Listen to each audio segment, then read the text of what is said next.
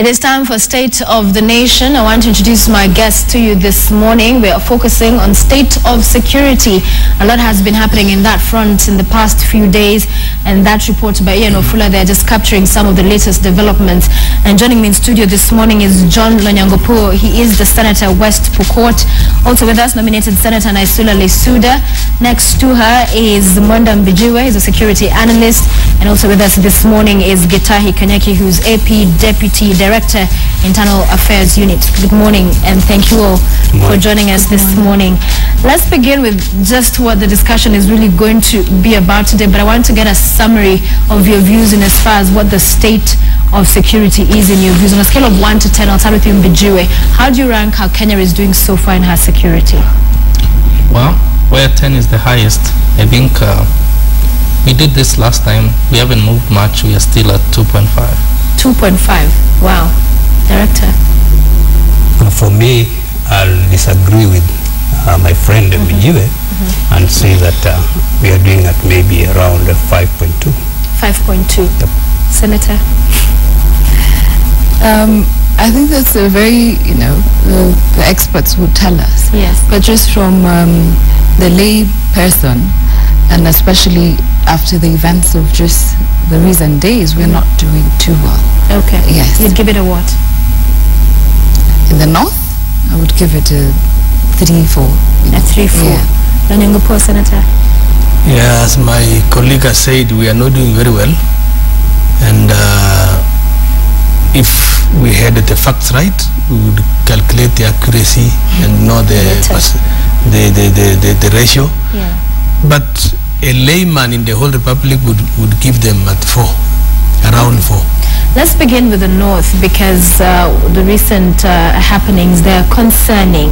You still say 5.5. That's a really good one. Would you still maintain that security, in as far as the approach and what has been happening in the north, the approach, the preparedness? Because for what happened there, it's the same script, different cast when you look at what happened, a year and a half ago in Baringo. Thank you. What I would say is that I think as police officers, we need a lot of support from the Kenyans. And I think that's where maybe we are not getting our targets. Because when we are on the ground, and I remember one leader saying that the Kenyans should come out and actually give a lot of information. Because, for example, if you look at these officers who passed on, most of them were not from that area. But I want to believe that the residents of that area had a lot of that information about what was going on around there. So for me, I'm saying that we can fight this madness of killings with the support of the Kenyans at the higher point. So how is it the Kenyans who live there, the residents' fault that these officers, first, many of them were newly recruited, 2, they were not familiar with the area? How does it then become the ball, you say, then is dropped by the residents and not the officers and their commanders who should know better? I would not say that they were newly recruited, because there was some officers who had really worked. Some were new, some were 6 months in the service. And some had actually worked in that area. But I want to believe that at some point we still need Kenyans in such an operation to assist us. And mostly I want to urge the leaders to come out and maybe sensitize our Kenyans on the issues of security. Because sometimes we as police officers, we are faced with these challenges of even approaching the Kenyans. I'm sorry to push you on this, sir, because it doesn't add up. When you say Kenyans to help you, how exactly? Were they to participate in the operation? How exactly were they to help in this particular instance? Let me say that it's not that they cannot participate. Kenyans can participate. And if they come out well, because security will start at large with at that personal level. Me as an individual, where I live, I should take care of myself first. I'll come to you, Mbijiwe. What were the failings for you in this particular operation, and what you're hearing from the Deputy Director? Is it Kenyans who perhaps did not offer support? Oh yeah, I agree with Mr. Kanyeki. Our security culture as a country is very poor, rated almost the lowest in the region. But I understand the reason, because Kenya, we've been an island of peace. We've not known war as a nation. We've not had military coups, and that was there was thwarted. We've not had serious political issues, unlike the countries in the region. If you go to Tanzania, for example, every citizen is almost part of the national intelligence network. If you go to Rwanda, it's likely that the person you meet, the first person you greet at the airport or on the streets, is part of the national intelligence network. But our country as a nation, as a people, we have this don't care attitude for national security, and we leave it to the men in the boots. That's why the week before this serious massacre happened in Kapedo, the week before, some 3 or 4 officers were killed there by the residents. Of course, they gave the reason as, we thought these are cat rustlers. But as the officer said, wasn't there a member of that community that was sensible enough to tell the others, no, these are national police officers? Wasn't there anyone in that community who tell them it's wrong to butcher? Or even after that, when the ambush was planned, isn't there anybody in that community that thinks differently, that, hey, we are about to kill police officers? I think as a nation, we have failed as citizens. We have separated our lives from the security officers, so that we think they represent the government, and we are something else.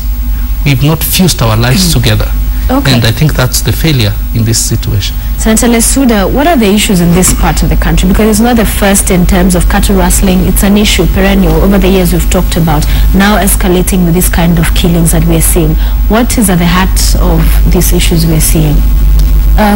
Thank you, Sophia. And first, I would like to condole with the families that were affected, and to just empathize with the families. And start by saying that all this is happening because we have not learned from our past mistakes.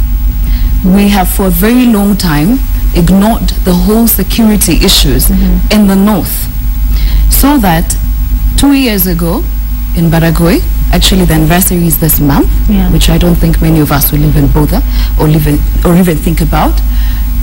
Over 40, I don't know the numbers exactly, but police officers were killed. What did we do as a nation? Nothing. Now, that is why we're seeing the repeat business. Nothing happens. Just before the police officers were killed, there was a raid in Baringo, which affected one of the communities. There was one in Samburu, Samburu County, which affected one community. So it was a build-up. And no one cares really for the citizens of that area, so that by the time we're talking about the police officers, there are many other lives which have been lost in that 1.5 weeks until now we get to the police officers. And when you see a people or a nation where police officers, they were known as Serikali, you do not touch them. Even the cattle rustlers for a very long time knew that. But we're seeing a trend where it doesn't matter. But then it just shows us that there are failures that we have failed as the security side, as the citizens, as they have rightfully said, as the leaders, as ourselves, we have all failed. And it beats logic. And the thing is, we always treat this as events. So now we're talking about an event. Now we will discuss it as something, as if it's as an event, and then we forget about it. We don't learn from the mistakes.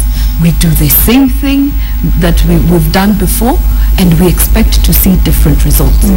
This time, I must say, of course, from which political divide you sit on, it's a bit different. But at least when we saw the president go there is a message he was sending, even to the communities. It's almost the same thing. Serikali imekuja, it has come here. And of course, I want to say that we are also talking about our communities which have almost nothing to lose. Those young men live in a totally different world. I have been there. I have been in the peace processes for the last 6 years. I have been there. I've gone to talk to the young men, those ones that carry the guns. They have nothing to lose. So also as a people and as a country, if we start considering those people as Kenyans who actually need to have something to lose so that they can appreciate the sanctity of life, then we will not see this senseless and endless killings. And I'm sure as we continue to talk, we'll talk about what we actually need to do as a country and as a nation. All right, Senator Lanyangopo, you agree it's lessons that are not being learned in that particular region?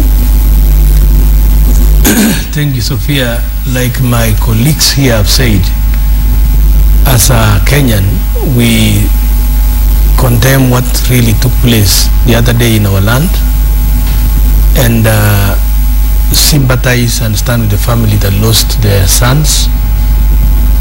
And we hope and pray that we don't have such repeat again. Personally, I want to say our own security agents have not been proactive. Where did early warning indicators go? What happened? This incident we are talking about did not erupt. It started slowly and surely. Yet the civilians claim they reported to the chief, who is a civil servant, to the police and the HSU, now those of Kapedo.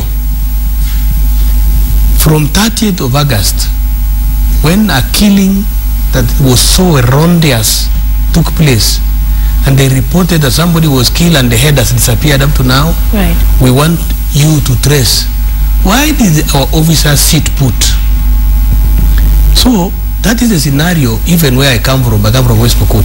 Sometimes animals are stolen and you report to our officers, they take their eternity time to respond. And if they do, you respond when there is nothing you solve. Now when you ask our officers what has happened, they say we are very few.